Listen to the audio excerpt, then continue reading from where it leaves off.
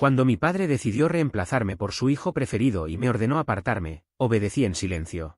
No imaginó que al hacerlo perdería todo lo que yo sostenía, y que en pocas semanas suplicaría deshacer su propia traición. Mi nombre es Henry, tengo 32 años y desde hace 9 había trabajado hombro a hombro con mi padre en la empresa de logística que levantó desde cero. No era un imperio glamoroso, pero sí una compañía estable, con clientes fieles, contratos sólidos y un equipo que prácticamente vio mi crecimiento desde que apenas entendía que era un manifiesto de carga. Empecé desde abajo, descargando cajas, haciendo guardias nocturnas en camiones viejos y atendiendo llamadas a las 2 de la madrugada cuando algún conductor fallaba en un punto de control. Con el tiempo fui ganando responsabilidades, primero la contabilidad, luego la planificación logística, más tarde la supervisión general. Durante los últimos 3 años, en la práctica, fui quien llevó las riendas del negocio. Me encargaba de la nómina, del trato con los clientes más importantes, de las renovaciones de la flota, todo. Mi padre cada vez estaba menos presente, pero aún así me dejaba hablar por él en reuniones, como si observara cómo su legado pasaba a mis manos. Nunca dudé de que sería su sucesor natural. Pensé que me veía como su mano derecha, quizá incluso como su reemplazo algún día. Pero la realidad era mucho más amarga, estaba ocupando una silla que, al parecer, solo estaba calentando. La primera señal apareció un lunes por la mañana. Mi padre me pidió que llegara antes que el resto del equipo. Nada extraño, solíamos hacerlo en temporada alta. Pero su tono era distinto. Sonaba ensayado, casi rígido. Entré en su oficina con un café en la mano, y lo encontré sentado muy erguido, con los dedos entrelazados sobre el escritorio. Frente a él estaba mi hermano menor, Callum, recién graduado a los 26 años. Hasta hacía pocos meses, su mayor interés había sido especular con criptomonedas y grabar vídeos motivacionales para redes sociales. Logística no era precisamente su mundo. Henry, dijo mi padre señalando una silla, hemos estado pensando en el futuro. Miré a Callum, que ya tenía esa sonrisa torcida que usaba cada vez que fingía seguridad. La misma con la que, el año anterior, olvidó mi cumpleaños y luego aseguró que la alerta del móvil había fallado. Me senté, esperando una explicación. Entonces mi padre soltó la bomba. Quiero que empieces a entrenar a Callum. Enséñale los sistemas, las cuentas, las relaciones con los clientes. Eventualmente, él tomará control de las operaciones y tú te enfocarás en la estrategia general. Parpadeé, tratando de procesarlo. Tomará las operaciones. ¿Se refiere a mi puesto? Pregunté. Mi padre asintió como si fuera algo completamente natural. Es una transición lógica. Tú seguirás supervisando, pero de una forma menos práctica. Mi hermano, todavía con su sonrisa de autosuficiencia, intervino. No te preocupes, hermano. No lo arruinaré. Solo necesito una pequeña orientación. Debí haber hablado en ese mismo instante, pero no lo hice. Sonreí, asentí, actué como el hijo ejemplar. Luego salí de esa oficina con un nudo en el estómago. Pasé días enteros tratando de justificarlo, quizá lo expresaron mal, quizá era temporal. Pero cuanto más pensaba, más evidente se volvía, no era una colaboración, era una degradación. Le habían entregado mi puesto a Callum sin consultarme y me habían dejado una vaga función decorativa. Mientras tanto, mi hermano caminaba por la oficina como si fuera el dueño del lugar. Preguntaba a los becarios dónde estaba la nevera de bebidas energéticas, presumía un reloj nuevo como si fuera parte del uniforme oficial de logística y repetía frases motivacionales que sacaba de internet. Esperé a que mi padre me diera alguna explicación, alguna señal de que seguía valorando mi trabajo. Nunca llegó. En cambio, Callum recibió una oficina nueva. Reemplazaron el color de mi despacho sin avisarme. Me enteré cuando casi tropecé con varias cajas de Amazon apiladas, sillas gamer, luces LED y otros accesorios que jamás pertenecieron a un entorno profesional. Mi placa con el nombre había desaparecido. No exploté.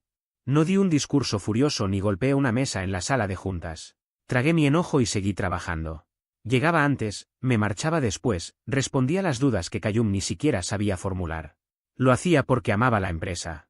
Porque, tal vez, ya no sabía quién era sin ella. La segunda puñalada no tardó. A los 8 días exactos, mi hermano cometió su primer desastre monumental. Perdió un contrato histórico con Shannon Freight Lines, una pequeña empresa familiar que llevaba con nosotros desde que yo estaba en secundaria. No eran nuestro mayor cliente, pero sí los más leales. En invierno, cuando muchas compañías cancelaban rutas por el clima, ellos seguían confiando en nosotros. Nuestra relación estaba construida en respeto mutuo y acuerdos que muchas veces bastaban con un apretón de manos. Pero Callum, queriendo optimizar, usó una herramienta de IA que había encontrado en una costosa plataforma empresarial. El resultado fue que 2 camiones fueron desviados directamente hacia una tormenta. 2 vehículos en la cuneta. Un conductor con una pierna rota. Shannon me llamó furioso. Yo intenté calmarlo hasta que revisé el correo que Callum les había enviado, un gif de un tipo encogiéndose de hombros con un texto que decía, así es la vida, se aprende. Pasé del enojo a la vergüenza. Llamé a mi padre inmediatamente, caminando en círculos por el estacionamiento. Papá, esto es gravísimo, le dije, casi gritando. Podemos perder a Shannon. Tienen un conductor herido. Y Callum les respondió con un gif. Hubo un silencio incómodo antes de que él respondiera. Está aprendiendo. Dale margen. Me reí. De incredulidad. Si yo hubiera hecho eso a los 26 años, me habrías despedido en el acto. Tú no tienes 26, respondió él, con un tono frío. Tienes 32. Ya deberías saber manejar la inexperiencia de tu hermano. Por primera vez lo escuché con claridad absoluta, no se trataba de darle una oportunidad a Callum. Se trataba de obligarme a cargarlo. La semana siguiente noté ajustes pequeños, pero demasiado intencionales como para ser casuales. Informes que yo siempre revisaba ahora eran enviados directamente a Callum. Clientes que había manejado por años aparecían misteriosamente reasignados. Incluso mi acceso al correo electrónico quedó restringido de un día para otro por un problema técnico. Nadie me dijo nada. Y mientras yo intentaba entender qué ocurría, descubrí que se había realizado una teleconferencia con nuestros inversionistas, sin que yo fuera invitado. Me enteré al revisar la agenda de Callum y ver el título del encuentro, actualización trimestral con el operador principal. Ese era mi cargo. No el suyo. Un mediodía decidí hablar con mi padre. Fuimos a un pequeño restaurante griego cerca de la empresa, nuestro sitio habitual desde hacía años. Normalmente compartíamos souvlaki y bromas internas, esa tarde, en cambio, él estaba completamente centrado en su comida. Dejó claro desde el principio que no venía a charlar. Apoyé el tenedor, respiré y solté lo que llevaba masticando días. Necesito preguntarte algo. ¿Me estás apartando? No se sobresaltó. Ni pestañeó. No estás siendo apartado, respondió con esa calma corporativa que detestaba. Solo estás siendo reubicado. Eso significa lo mismo, repliqué. ¿Qué me estás desplazando? Henry, no dramatices. Sigues siendo parte del proyecto. Callum ofrece otra perspectiva. Es joven, maneja tecnología, y eso atrae a los inversionistas. Contuve la risa amarga. No conoce la empresa, papá. Ni la respeta. Está jugando a ser jefe como si estuviera grabando un reto para TikTok. Él soltó un suspiro largo y se reclinó. Tuviste tu momento. Quizás sea hora de dar paso a alguien más. Avies. Esa palabra me cayó como un ladrillo. Como si fuera un objeto viejo destinado a terminar en una vitrina de museo. Mientras Callum paseaba por la oficina con su teclado fosforescente y frases motivacionales pegadas en la puerta, yo terminé la comida sin realmente probarla. Me levanté antes de tiempo y regresé a la empresa solo. Esa noche me quedé allí hasta tarde. Con las luces apagadas y el zumbido constante de la máquina expendedora, caminé por los pasillos tocando escritorios, pizarras y sillas de reuniones todavía tibias por las discusiones del día. Era como recorrer las ruinas de algo que yo mismo había construido. Mis huellas estaban en cada rincón, pero de pronto me sentía un intruso. El punto de quiebre llegó 3 días después. Al entrar a la oficina, vi a mi equipo, la gente que yo había contratado, entrenado y defendido, reunido alrededor de Callum en la sala de descanso. Él repartía cupcakes con una sonrisa infantil. Son cupcakes de ascenso, anunció. Mi ascenso. Mi papá lo oficializó. Soy el nuevo jefe de operaciones. Me quedé paralizado. Cuando me vieron, el ambiente se volvió pesado, como si hubiera entrado por error a una fiesta privada. Callum sonrió de nuevo. Ah, sí. Papá quería decírtelo. Fue algo de último minuto, pero ya está. Estoy a cargo. Genial, ¿no? No contesté. Ni un gesto. Simplemente fui directo a la oficina de mi padre. Él levantó la vista del portátil sin sorpresa alguna. ¿Hiciste a Callum jefe de operaciones? Pregunté, manteniendo la voz firme. Era inevitable, contestó al cerrar la computadora. Mejor arrancar la curita rápido. Negué despacio. No arrancas una curita cuando alguien está desangrándose. Lo ayudas primero. Es una decisión empresarial, dijo. No, lo interrumpí. Es una decisión familiar disfrazada de empresarial. Y ni siquiera te molestaste en ocultarlo. Se levantó, rodeó el escritorio y me habló con un tono duro. Henry, si esto es por el título. Es por respeto, lo corté nuevamente. Él nunca hizo los turnos nocturnos. Nunca perdió horas de sueño por un envío retrasado. Hasta hace días no sabía que era un pago neto a 30 días. La expresión de mi padre se endureció. No tienes derecho a cuestionarme. Esta es mi empresa. Estás aquí porque yo lo permito. Ahí estuvo. Sin filtros. 9 años de esfuerzo convertidos en una simple concesión. Entonces déjame facilitarte las cosas, respondí. Con el corazón golpeando, pero sin vacilar. Renuncio. ¿Hablas en serio? Preguntó, incrédulo. Dijiste que ya tuve mi tiempo. Perfecto. Disfruta el futuro. Me marché sin dramatismos. Sin portazos. Solo silencio. El viento frío de la calle me golpeó apenas crucé la puerta. Esa noche no dormí. Mi teléfono no paraba de vibrar, amigos, compañeros, incluso Cayum enviándome un meme ridículo que decía no dejes que la puerta te golpee al salir. Ni siquiera respondí. Pasé la madrugada mirando el techo, intentando descifrar qué acababa de hacer y quién era ahora sin la empresa. Lo curioso de ser subestimado es que, cuando otros creen que ya no cuentas, dejan de vigilarte. Y ahí es cuando puedes hacer tus movimientos. Yo conocía exactamente dónde estaban los puntos débiles de la compañía. El día después de mi renuncia todo se sintió inmóvil. Ya no había reuniones, alertas en el calendario ni la música lofi que Cayum ponía en mi antiguo despacho. Me quedé en la mesa de la cocina, con una sudadera vieja, mirando un café frío y un sándwich que ni recordaba haber preparado. El silencio me resultaba insoportable. Llevaba 9 años despertando con emergencias, pedidos urgentes y decisiones de último minuto. Ahora estaba en casa, sin empleo, a un mes de cumplir 33, sin plan B y sin idea de hacia dónde ir. Me gustaría decir que me levanté inspirado, listo para reinventarme, pero no. La verdad es que me derrumbé un poco. La primera semana fue una mezcla de series, comida rápida y llamadas que ignoré porque no estaba preparado para hablar con nadie. Mi apartamento, que siempre había sido solo un lugar para dormir entre jornadas de 12 horas, comenzó a sentirse como una celda. Estaba inquieto, frustrado, perdido. Y las palabras de mi padre seguían repitiéndose como un eco insoportable. Estás aquí porque yo lo permito. Como si mis años de trabajo no valieran nada. Como si hubiera sido un pasante consentido que él toleraba por obligación. Más que traición, lo que me golpeaba era la sensación de haber perdido mi identidad. Durante años yo fui la empresa. La gente confiaba en mí. Y ahora era solo un tipo en ropa deportiva viendo un programa de cocina que ni me gustaba. Mientras yo intentaba recomponerme, imaginaba a Cayum sentado en mi antigua silla, con los pies sobre el escritorio, actuando como si se hubiera ganado ese puesto. Pero, poco a poco, algo comenzó a moverse dentro de mí. El primero en escribir fue Alfie, jefe de mantenimiento de flota. 5 palabras. No merecías eso, hermano. Ese mensaje abrió una grieta. Después llegó Chloe del departamento contable, luego Megan de atención al cliente y más tarde 2 de los chicos nuevos de despacho. Todos diciendo lo mismo. Desde el primer día pude percibir con absoluta claridad que la empresa ya no era la misma.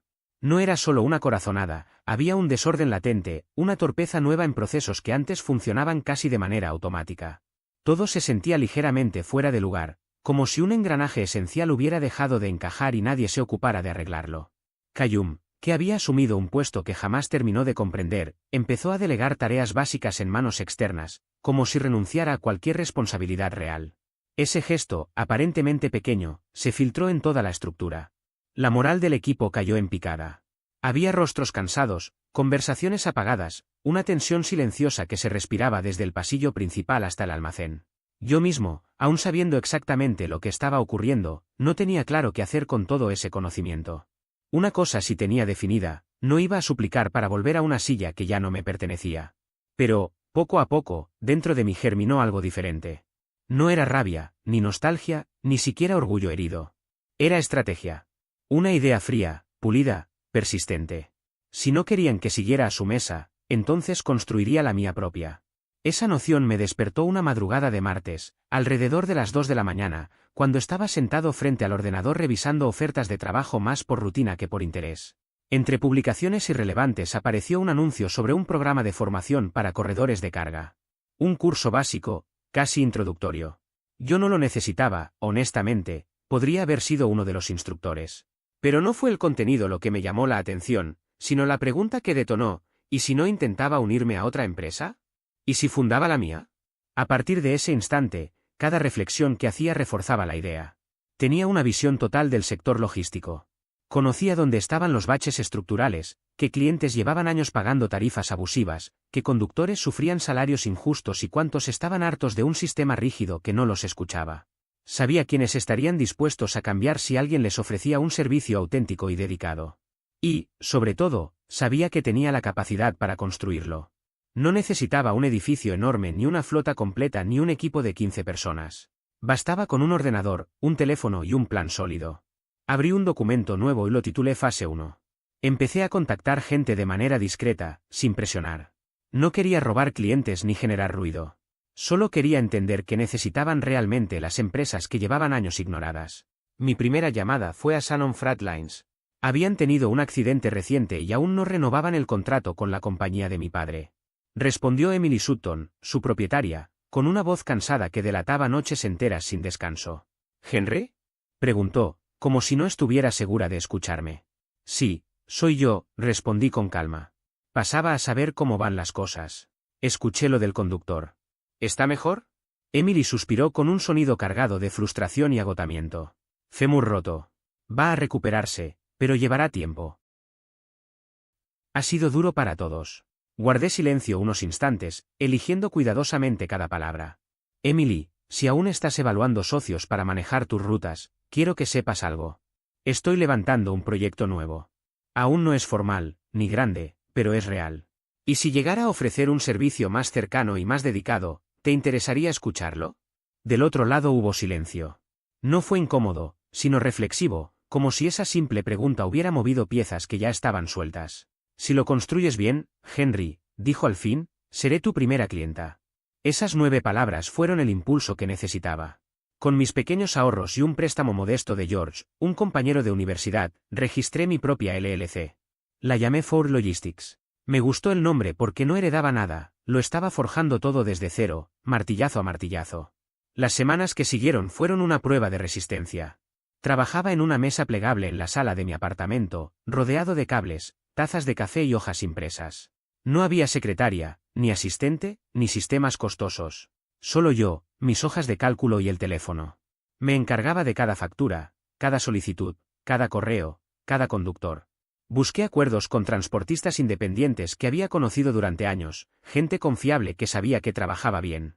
Diseñé una página web básica con herramientas gratuitas y agregué un sistema simple para rastrear cargas.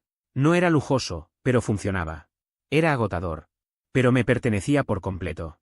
Lo curioso es que cuando alguien se atreve a empezar de nuevo, el mundo lo mira con otros ojos. Personas que antes me veían como el tipo confiable que siempre estaba ahí, empezaron a verme como un competidor serio. Y la gente suele apoyar a quien se levanta por su cuenta, especialmente cuando comparte la misma decepción hacia quienes los dejaron de lado. En menos de 2 meses ya tenía 4 clientes. No eran contratos gigantes, pero sí estables. Todos eran empresas que se habían sentido ignoradas bajo la dirección de Cayum. Una de ellas incluso me mostró un correo que él había enviado usando una IA para generar rutas. El itinerario era tan incoherente que parecía escrito por alguien que jamás había visto un mapa. No me reí delante de ellos, pero guardé la captura como referencia. Por supuesto, también cometí errores. Un día olvidé coordinar una llamada de seguimiento y casi pierdo un cliente clave. Otro día, durante una presentación por Zoom, el wifi se cayó y tuve que continuar desde el estacionamiento de un Starbucks, bajo la lluvia, sosteniendo el portátil como si fuera un paraguas. Aprendí a golpes que emprender significaba asumir absolutamente todo, éxitos, fallas, improvisaciones, decisiones y sacrificios. Pero también entendí que esta vez el esfuerzo tenía sentido. Ya no estaba allí para proteger a un heredero mimado obsesionado con su imagen. Esta vez yo estaba en el centro de la pelea. Un martes por la tarde, después de comprar cartuchos de tinta en una tienda de suministros, lo vi por primera vez desde que renuncié. Cayum estaba en el estacionamiento, subiendo a su nuevo Audi. No sé si me vio o si fingió no verme, pero su manera de ajustarse las gafas de sol antes de encender el motor me despertó algo en el pecho. Tenía esa actitud de alguien que se cree victorioso sin haber ganado nada. Podría haber seguido mi camino. Pero no lo hice. Regresé a mi coche, abrí mi cuaderno y empecé una lista. Una larga lista. No de personas, sino de fallas sistémicas, proveedores maltratados, rutas mal planificadas, sistemas obsoletos, clientes ignorados, conductores agotados. No planeaba sabotear a nadie, esa nunca fue la intención. Lo que quería era superarlos de manera tan contundente que la comparación hablara por sí sola. Mientras Cayum perfeccionaba su perfil de LinkedIn, asistía a exposiciones empresariales y se tomaba fotos con influencers del sector, yo trabajaba sin descanso. Cada contrato firmado, cada llamada contestada, cada conductor satisfecho era un paso más hacia un objetivo que aún no me permitía reconocer abiertamente, pero que estaba allí, creciendo con cada día que pasaba. Porque tarde o temprano Callum tendría que aprender una lección que nunca había entendido. Que el respeto no se hereda. Que la lealtad no se compra. Que el liderazgo no se inventa con fiestas vacías. Y que no puedes reemplazar a quien construyó un sistema si jamás comprendiste cómo funcionaba. Al tercer mes, Ford Logistics no solo sobrevivía, empezaba a prosperar. Y, por primera vez en mucho tiempo, yo también. Durante esos meses iniciales de independencia, mi vida giraba en torno a mantener a flote mi propio proyecto. Tenía 8 clientes fijos, 2 asistentes virtuales de medio tiempo y un pequeño grupo de conductores autónomos que apreciaban mi forma de trabajar. No éramos llamativos ni pretendíamos serlo, no teníamos anuncios brillantes, ni merchandising inútil, ni nada por el estilo. Lo nuestro era la rapidez, la fiabilidad y la transparencia.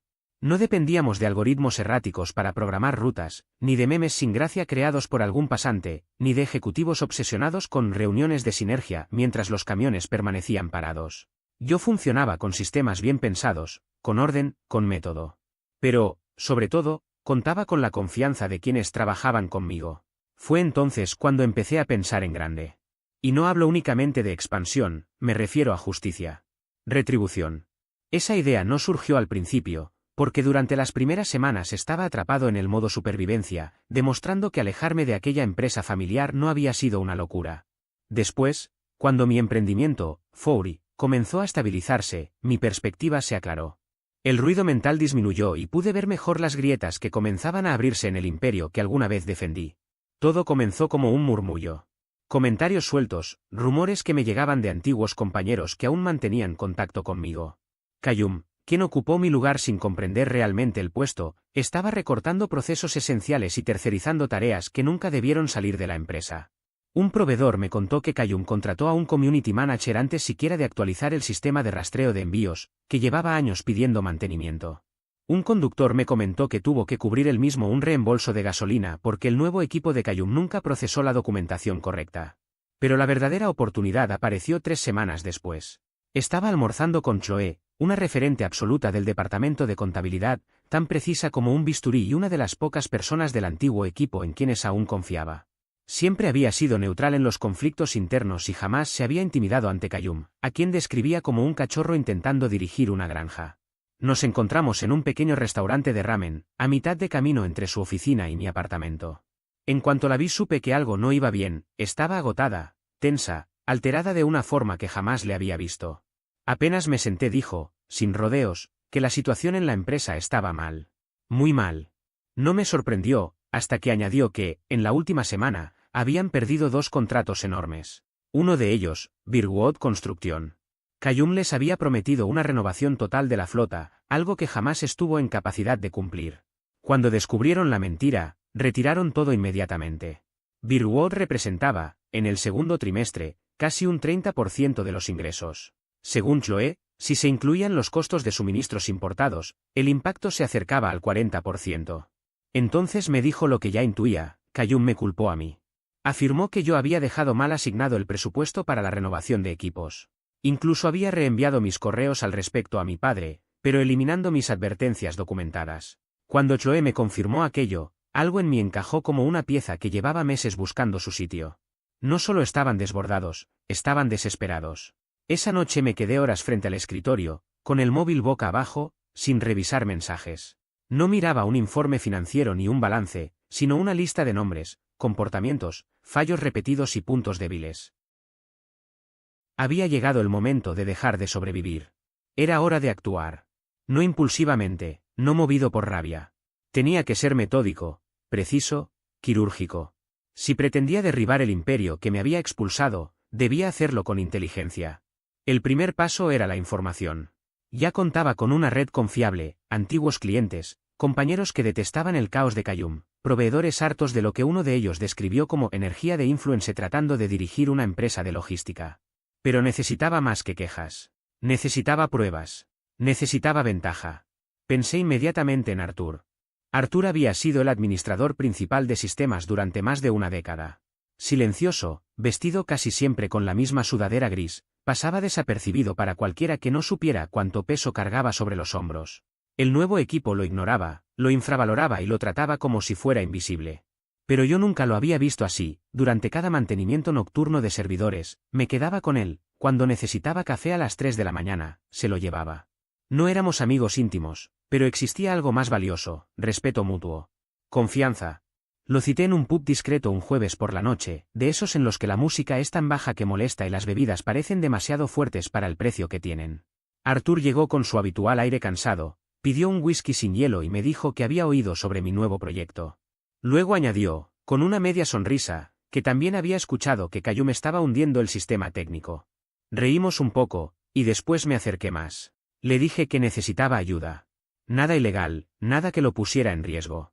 Pero si él conocía fallas internas, copias de seguridad de documentos eliminados, registros de auditoría interna o cualquier material que mostrara el verdadero estado de la empresa, sería invaluable. Él no aceptó en voz alta. Solo asintió, pensativo.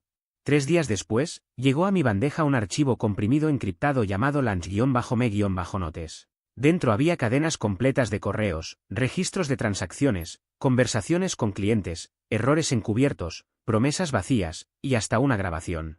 Cayum, gritando a un cliente, llamándolo boomer con cerebro de camionero por cuestionar sus ideas de modernización. No he usado nada todavía. Pero no hace falta. Porque en este tipo de guerras, la fuerza no está en el golpe. Está en el control. La siguiente fase de mi estrategia se enfocó completamente en los clientes, pero no de una forma agresiva o desesperada, sino con la precisión de alguien que entiende cómo funciona la confianza en este negocio. Comencé a organizar encuentros discretos, cafés tempranos en lugares tranquilos, cenas que parecían meras reuniones sociales y conversaciones breves en estacionamientos, donde muchos gerentes se sienten más libres para hablar sin formalidades. No buscaba cerrar tratos de inmediato. No había presión, ni discursos preparados, ni promesas excesivas. Simplemente dejaba una frase clara, casi casual. Si en algún momento necesitan algo distinto, estoy a un mensaje de distancia. Esa línea abría puertas sin parecer una invasión. Algunos mostraron curiosidad genuina. Otros ya habían escuchado sobre Ford y querían saber qué estaba construyendo exactamente. Lo que yo buscaba, sin embargo, era algo más profundo, un punto de quiebre, un momento capaz de inclinar la balanza a mi favor. Y curiosamente, llegó de la mano de alguien que jamás habría puesto en mi lista de posibles aliados, Isla Bennett. Isla era la gerente de adquisiciones de una cadena de suministro agrícola de tamaño medio, un lugar en el que yo había trabajado varios años atrás. Era una mujer directa, pragmática, con una tolerancia casi nula para las excusas corporativas. Su reputación era clara: si hacías tu trabajo, te trataba con respeto, si no, te aplastaba sin perder la compostura. Habíamos tenido un choque fuerte tiempo atrás por un retraso en un envío, pero lo resolvimos como profesionales. Eso, irónicamente, le generó respeto hacia mí. Por eso, cuando supe que me llamaba de improviso, entendí que algo serio pasaba. Atendí y su voz sonó tan firme como la recordaba. Escuché que no estabas muerto. Aún sigo respirando, respondí. Intento mantenerme en ese estado. Tengo un problema y no tengo tiempo que perder, confirmó. Tu hermano me prometió una entrega en 3 días. Se demoró 6. Y lo peor, ahora quiere que modifiquemos expectativas porque está cambiando la forma de trabajar. ¿Qué demonios significa eso? Que está hundiéndose, expliqué sin rodeos.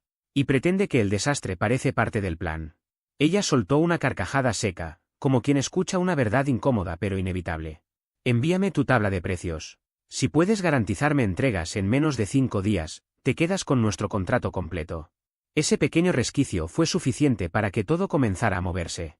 Me dediqué a cumplirle con una precisión milimétrica. Cada entrega salió perfecta. Mandaba reportes detallados, mensajes personalizados y actualizaciones constantes. Ella quedó satisfecha, y lo más importante, tenía influencia. En menos de 3 semanas, 3 contactos suyos me llamaron. Todos contaron versiones similares, promesas incumplidas, retrasos constantes, excusas cada vez más absurdas y un deseo desesperado de encontrar proveedores que no les hicieran perder dinero. El rumor empezó a crecer por sí mismo. Cayum, mientras tanto, ni se daba cuenta.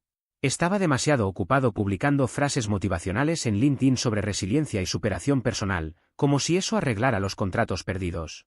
También organizaba torneos de ping-pong para fortalecer el espíritu corporativo. Pero mi padre sí notó el cambio. No tardó en llamarme. Henry, dijo con un tono contenido, escuché que estás trabajando con varios de nuestros clientes. No son sus clientes, aclaré con calma. Son clientes. Y van donde encuentran buen servicio. El silencio que siguió fue casi tan elocuente como sus palabras. Esto no es un juego. Estás quemando puentes. No, respondí con firmeza. Los puentes se quemaron cuando decidiste confiar más en un eslogan estampado en una sudadera que en la persona que construyó tus cimientos. Suspiró, cansado, como si de pronto reconociera que la situación se le había ido de las manos. Nunca quise que esto pasara. Entonces no deberías haber prendido la chispa, concluí antes de colgar. Aceleré mis movimientos. Lanzamos un portal completamente renovado para gestionar pedidos, contraté otra asistente, aumenté el pago a mis conductores por encima de la media y comencé a tratarlos como lo que realmente son, el corazón de cualquier operación logística. No piezas reemplazables, sino aliados. Luego vino la etapa de visibilidad. Llamé a un podcast de negocios local que me debía un favor por una charla que di 2 años antes. Les ofrecí una historia, la de un hijo que dejó la empresa familiar para construir su propio proyecto. Les encantó. Grabamos en una sola toma. No ataqué a nadie, no pronuncié nombres, solo expuse verdades, que la lealtad no es automática, que el liderazgo no se otorga sino que se gana, y que una visión sin acción no sirve para nada. El episodio se publicó la semana siguiente. Para el lunes, tenía más de 70 mensajes nuevos en mi bandeja de entrada. Mientras tanto, la empresa de Cayum atravesaba su peor trimestre en 6 años, contratos perdidos, socios retirándose, empleados renunciando, conductores frustrados y una administración que hacía agua por todos lados. Cayum no entendía el laberinto de acuerdos, pagos, proveedores y facturas acumuladas. Todo se le caía encima, y aún así fingía tener control. Yo, en cambio, sabía que ese caos no necesitaba un empujón directo. Podía derrumbarse solo. Lo que quería era algo más elegante. Por eso invité a mi padre a almorzar. Al responder, su sorpresa fue tan evidente que casi pude sentirla por teléfono. Cuando nos sentamos, en el mismo restaurante griego donde tantas veces habíamos conversado, y donde una vez me dijo que ya no era necesario, intentó romper el hielo. No imaginé que querrías hablar. Pensé que era adecuado, dije mientras probaba mi gyro. Solo quería saber cómo iban las cosas. Cayum ha estado adaptándose, murmuró, como si quisiera convencerse a sí mismo. No respondí. Solo le dediqué una sonrisa cortés. Entonces levantó la mirada. He oído sobre Fori. Van realmente bien. ¿Más que bien? Corregí. Estamos creciendo, rápido y sin detenernos. En su rostro pude ver algo que no le había visto en meses, preocupación real. El reconocimiento silencioso de que no estaba ahí para reconciliar nada, sino para ofrecerle una salida. ¿Una salida de qué? Preguntó cuando mencioné que tenía una solución. De tu desastre, respondí sin rodeos. Han perdido más de 1,5 millones en contratos. Los inversionistas están inquietos. La rotación del personal está afectando toda la operación. ¿Y Cayum? Cayum no es un líder. Es un riesgo para su propia empresa. Lo dije despacio, sin elevar la voz, como quien presenta un diagnóstico inevitable. Y él entendió. Porque ya no quedaban excusas. Respiró hondo, la mandíbula rígida, pero no emitió ni una sola objeción mientras hablaba. Estoy dispuesto a comprar 2 de tus cuentas más grandes, dije con calma. Ellos ya se acercaron a mí por separado. Solo estaban esperando confirmación de que la separación sería limpia y sin drama. Y puedo garantizarles un proceso sencillo, generoso y sin turbulencias. Mi propuesta era clara, podían tomar el dinero, reorganizar lo que quedara y decidir si querían o no relanzar la empresa con otra identidad. A mí eso ya no me afectaba. Estás intentando destruirnos, susurró mi padre, casi con resignación. Negué lentamente. No. Si mi intención fuera hundirlos, simplemente habría dejado que Cayum siguiera manejando las cosas. Esto es, en realidad, la única oportunidad que tienen para salvar algo. Hubo un silencio espeso. Por primera vez en muchísimo tiempo, mi padre me miró de verdad. Y en esa mirada, lejos de la arrogancia habitual o del desdén que tantas veces me lanzó, encontré algo diferente, miedo. Un temor profundo, casi primitivo, al derrumbe inevitable que se avecinaba. Pero aún así, se negaba a admitir la derrota. Hablaré con Cayum, respondió con rigidez. Hazlo, le dije mientras asentía. Estudia la oferta. Aunque ambos sabíamos que no lo haría. Toda su vida había tomado decisiones desde el orgullo, aun cuando le costaran demasiado. Así que me preparé para el golpe final. La operación comenzó con la filtración. Envié a uno de los inversionistas más importantes todos los documentos que Artur me había proporcionado, correos comprometedores, registros de transacciones y varios audios que mostraban errores garrafales, dilemas éticos y una cadena de decisiones que ponían en riesgo no solo la reputación de la firma, sino su estabilidad legal. No lo hice de forma anónima. Firmé con mi nombre. Aclaro mis preocupaciones en una carta directa, educada, pero contundente. El inversionista respondió en cuestión de horas. Gracias por su transparencia. Iniciaremos una auditoría interna de inmediato. A la mañana siguiente, 3 empleados clave renunciaron. Qayyum, tratando de mantener las apariencias, publicó en LinkedIn un mensaje absurdamente optimista sobre reorganización estratégica y visión renovada. Nadie se lo creyó. Una semana después, 2 clientes más abandonaron la empresa y se unieron a mi proyecto, Foury. Luego llegó la reunión del consejo. No fui invitado, tampoco lo necesitaba. Chloe sí. Minutos después de terminado el encuentro, me envió un mensaje. Se acabó. Qayyum queda fuera. La votación fue 4-1. Me quedé mirando la pantalla más tiempo del necesario, no sorprendido por la destitución, sino por la única persona que votó a su favor, mi padre. Se hundió con él, aun cuando la embarcación ya estaba partida en 2. Pero Qayyum no aceptó su caída con dignidad. 3 días después apareció en mi oficina como un torbellino descontrolado. La cara casi morada, sudando, respirando tan fuerte que varios de mis empleados se quedaron en silencio absoluto. Lo conduje al pasillo y cerré la puerta de cristal detrás de nosotros. ¿Crees que ganaste? Escupió con rabia. ¿Crees que esto ahora es tuyo? Lo observé sin moverme. Lo único que vi fue a un niño intentando mantenerse a flote en un océano que jamás aprendió a navegar. No lo creo, contesté. Lo sé. Yo construí esto. Tú intentaste jugar a ser fundador y te estrellaste antes de cumplir 8 meses. Intentó replicar, pero no le di oportunidad. No te saboteé, añadí con firmeza. Te saboteaste solo. Yo solo dejé de salvarte. Su boca se abrió para soltar algún insulto, pero me di la vuelta y regresé a mi oficina, dejándolo plantado en medio del pasillo, atrapado en una derrota que por fin entendía. Lo que vino después se propagó como una reacción en cadena. La auditoría se hizo pública en menos de un mes. Los inversionistas interpusieron demandas por fraude y mala gestión. Los clientes exigieron compensaciones. Los proveedores rompieron contratos. Mi padre intentó recuperar el control, pero para entonces el daño era total. Vendieron lo poco que quedaba, redujeron la plantilla al mínimo indispensable, y finalmente la empresa cerró. No hubo comunicados, ni notas de prensa, ni despedidas formales. Solo silencio.